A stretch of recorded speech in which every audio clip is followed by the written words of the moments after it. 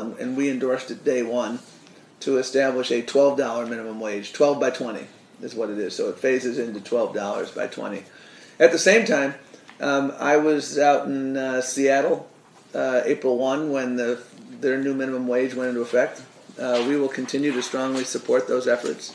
$12 was picked because if you calculate with the earned income tax credit what that would enable someone to do, it enables them to get just above the poverty line. So it wasn't picked out of thin air.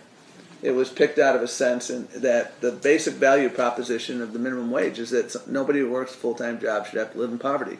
7 1/4, you're living in poverty.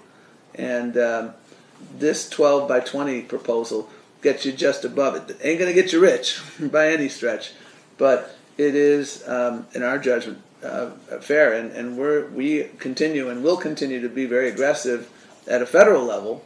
But at a state and local level, I'm spending a ton of time. I was helping the folks in Nebraska when they were in their campaign. We were helping folks in many other cities as well. The president traveled to New England with 4 or 5 New England governors during the 10-10 movement, and all those states passed minimum wages at 10-10.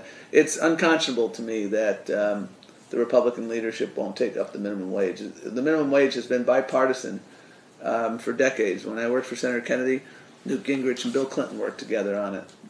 George W. Bush signed an increase in the minimum wage, working with the Democratic Congress. Every president except 2 since FDR has signed an increase in the minimum wage. And as they said in Nebraska the other day, this was, among other reasons, a Henry Ford moment. When you increase the minimum wage, you put money in people's pockets, and what do? They spend it. And there are few issues that have been studied more than impacts of the minimum wage. And when I hear the calamity howlers say it's going to be the end of the world as we know it, Nebraska's unemployment rate right now is 2.6%. They've hardly, fallen into the abyss as a result of $8 an hour. Did you get any? In a position to figure out at the moment, what's best for Kansas City. What I can say with confidence is that a $12 floor across America, 12 by 20, with, again, sensible phase-ins, enables people to get above the poverty line.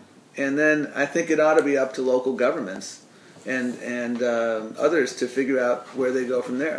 I was with Eric Garcetti, the mayor of Los Angeles, and they've passed a minimum wage, $15 minimum wage, and frankly, I'm not sure that's going to be enough in Los Angeles. But I think this is a bellwether of a national movement that says, we're a stronger nation when more people have more.